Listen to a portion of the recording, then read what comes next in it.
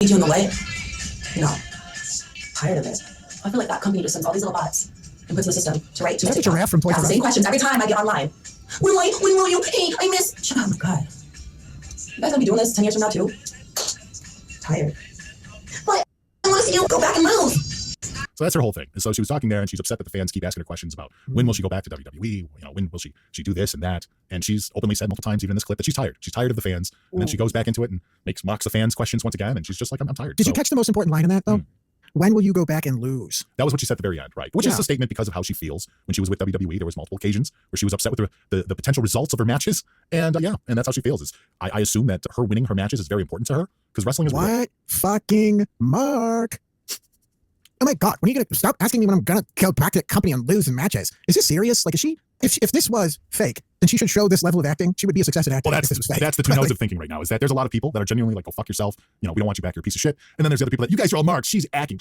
She's working everybody. This is who she is. This is part of her gimmick. And so there's this really weird tear between social media devices on whether this is Mercedes Moné or is this, Mercedes the person Bernardo or whatever. Well, let me give any wrestler that's trying to toe this line, let me give them just a small piece of advice. And, I'm just saying this, not as Kid Hollywood, as I like to reference, or somebody that's had to do this. I'm just saying like basic human psychology and also looking at the way that people behave and follow things on the internet.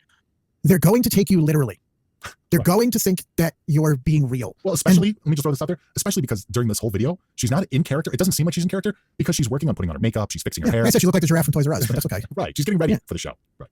But that's it. It's like, you're not in character. I'm in character. I'm doing my character work. Okay, well, do that when you're actually acting. Right. If you do it on the internet like that, then what's going to happen? I don't know. I just find this whole 90% kayfabe, 10% please take me seriously. I'm a real person and I need to be loved and respected and treated. Like, pick a fucking lane. Oh, yeah. What one do you want? If you want to do the whole thing in kayfabe, like when we were making fun of Ricochet for being a turd on the internet, at least he was such an over-the-top turd in that situation. If he was like, hey, wink, wink, nudge, nudge, this is all fake, we could be like, okay, it might be because he's obviously being over-the-top, phony, whatever the fuck, right?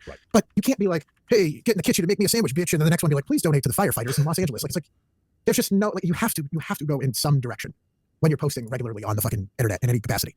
You're not gonna be able to pull that slide off and then sit there and put your hands up. Whoa, why? Why do they feel that way? But no, her saying, what, so I can go back there and lose? Give me a break. Well, that's the other thing too. And I agree with you and a lot of people in the chat that are saying that this is really, really believable acting if this is a character.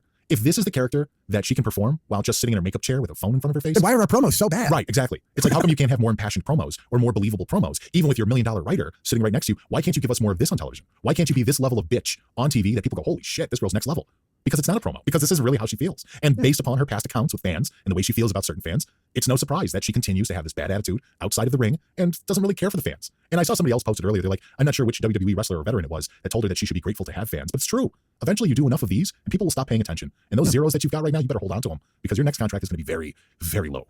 Well, how about just the fact, like you said there, like, oh, they'll go. They're gone. It was Bubba. They're already. Yeah, Bubba Ray, yeah. Let's say Bubba Ray is an easy guy to make fun of himself, but you'll hear him say things and you go, well, he does know a hell of a lot more than... Right. You know what I mean? Like, eventually, when you're watching what's going on in wrestling, and dare I even say the world in most respects at this point, people that 5 years ago, you were like, wow, this person seems pretty fucking stupid. It's like, oh, wait, no, you haven't seen nothing yet. They're going to look like geniuses very soon because so many people are such dipshits, Dark Gable in the chat says fans are kind of ass though, if we're being honest, but you don't hear these kind of interactions coming from all the wrestlers. If this was a constant state of affairs for other wrestlers, you would see it more, you would hear it more. Maybe, and I'll even give you the benefit of the doubt in saying that fans are kind of ass to all the wrestlers, then maybe she needs to learn how to handle it like the other wrestlers handle it. Maybe posting her responses or having outlandish responses that get clipped on social media might not be the way to do things. Maybe you just grin and bear some of it. Like, I'm not saying put yourself out there so you get physically assaulted or anything gross like that. Clearly that's a different level, especially for the women. But maybe even if you don't like a fan, you just smile and take the fucking photo anyways. Maybe if you're tired at the airport, you don't feel like signing autographs, but you know what? These people have been waiting hours to see you. Just smile and fucking take the autograph. Right. Now, once again, if it's the weirdos with the boxes of action figures that want 15 fucking thing on at the end of the morning, kind of be, but just the weirdos that I've seen. Actually, what was it? Rey Mysterio actually handled that the right way. Rey Mysterio had one of those guys, like some 15 action figures in his face, and he signed one of them, said thank you, and then left. He signed it and walked away. Well, that's what you didn't say that. Fuck off. Yeah. Right. And I always also, I don't buy shit for coming out, I'll ever be superstar or nothing, but my process always was,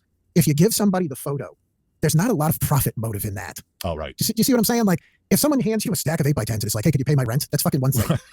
But if someone's like, hey, I really want a picture or a selfie with you or whatever the fuck, it's like, yeah, of course. Because clearly there's probably a reason. 99% of the times that somebody's asking to do that, it's for a good reason. Right. You know what I mean? Like, it's because they actually are a fan or they're like, oh, cool, or whatever it's going to be. Sometimes it's a troll thing, sometimes. But more often than not, it's probably because they like you and respect your work. And that's cool. But no, this is just one of those situations where, and from the sound of what she was saying there, it was more than likely because somebody was asking her, why don't you go back to WWE?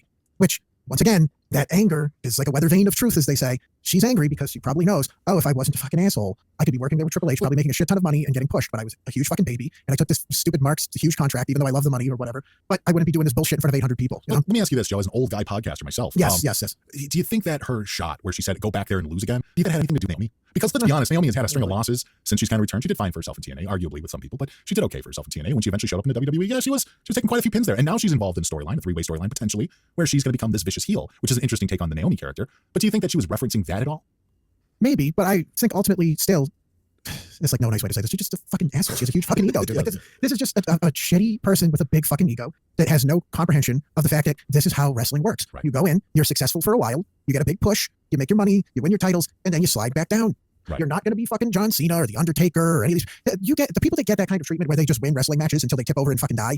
That list is like what, a dozen people, maybe? Maybe, yeah. If that, so it's like a deep lack of understanding of what wrestling or anything is. You know what I mean? Like when you say too, the idea of fans looking at her and going, "Oh my God, I want you to come back to WWE," and her getting pissed about it. I'm going to take into, or should I say, let me use as an example a guy like Julian Edelman. He was a receiver for the Patriots. Now he does a podcast with Rob Gronkowski. Sometimes he does live shows in Boston, and like he's just like a very kind of nice, down to earth, nerdy dude that was, he won 3 Super Bowls, yada yada, nothing big. But do you think every time that guy does an event, especially knowing how bad the Pats suck right now, do you think every time that guy does it, he doesn't have 100 people going, "Dude, you need to fucking get back on the Pats, dude.